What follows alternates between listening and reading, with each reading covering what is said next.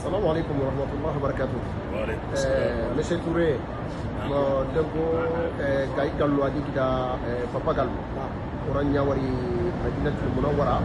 So nalang kanta ando hijallo mo ko gir parin dina lere. Yori menge ngene kebe nalang ngari bawli sere nga alhamdulillah anga golle kebe kamma.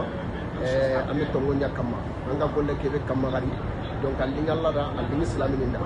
O sere gro golle su anga da ya ken kita soronga sanga nga kamata. O dugara kemmu ko ga yere bawli srank bare nal go kada. Yo do tokku non lenki nalbi nalangari nalangu nyanga hotel kebe 5 étoiles ke la kenga. O bawni sorongo koro pari nambu na turen tike kanani iganar pari 5 étoiles nyaw te 5 étoiles nyaw dai galu papa galu o tu wajib nyalo kamalengi onari turen ngari kella kana nya kebe ko koni soronga kebe mu kwado gollu nganyar mo be oy menaro ya kay sakay yori yer lengi na lo ya kay sakay kenga orni 5 étoiles ke turen na kenno ko na higallo mo ngano ko na fofo gada ni so sertenni angomulla waga qari amna biete rawtuna sikebe turen batte bo turen ni mewo etage be ga kamunga etage tamunno filande tawakiya no ko tona lina lankuni wa daiga lu papa galu usal ture am bismillah alhamdulillah wassalatu wassalamu ala rasulillah wala allah tigana allah mama allah tigana no mama ne nangem pale na adu kuni bodo gida papa galu do bawi daiga lu iyandi tamu lu tuma no sagata yere geligel ga france do khini nanti kiyere ko no oriem balle do khiri na yile gidina do sagata mo hotel ngay gumba me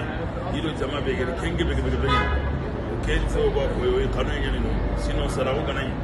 ima kondo sere uma kondo sere re saram kondo tiya yo ba hido kanu tan kanu yake anti gere na lo ziyara ire uswan gol la nyal ga bane ngi kebre inshallah yu gol leki li mo da nan nangi hakande aga kinda nugo be allah yimbe bane an kentu anya allah jonni o wa Madinatul Munawwara fare debi senen no ma te be kebe nya ko na ngani bi nyim ndo khayfaru nga sakani nyamure o allah nyaga na ya rabbi allah na be tu kuraga allah tani o talegre allah na tanu do bogo ngani keno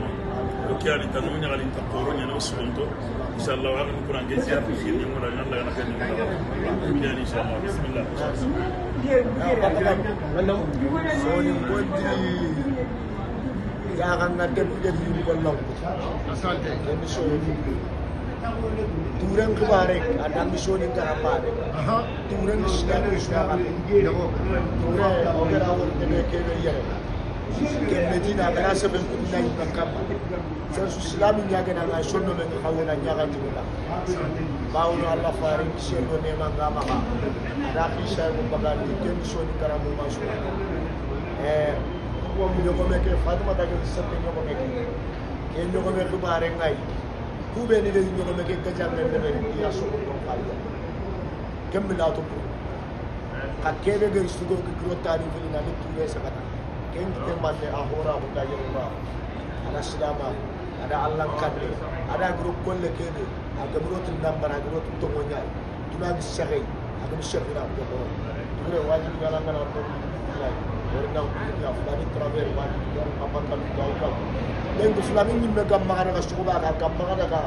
makka wallahi fulani ni me ni ba ni Allah taw ni ya hore ngana ma kapalle ma jara ma yero ngana Allah ko le ke Allah kan amin jagal ni khalifa gaigalu ori khalifa gaigalu gaigalu papa galu kawana dirne kebe gaigalu papa galu kamana dirne kebe fulani travera ay beta kam makka lenki fulani travari e wa dirigen nyandi wallahi nangri fulani travari men nandi khalife usadi turenga wallahi to nan ka gon nyalla ken nan lingi da ba mo pour pari fulani traveri seji ane ba wallahi to no konaro ya gon seri e wa turenga yimu lay do tureni kitukille na golle nya golle bare na golle nya kambare kebe gal dingi islamini no mundo so gollo mundo kebe do allah golle ga gemme wala ori xamne ne kenya assalamu alaykum wa rahmatullahi wa barakatuh alaykum salam wa rahmatullahi wa barakatuh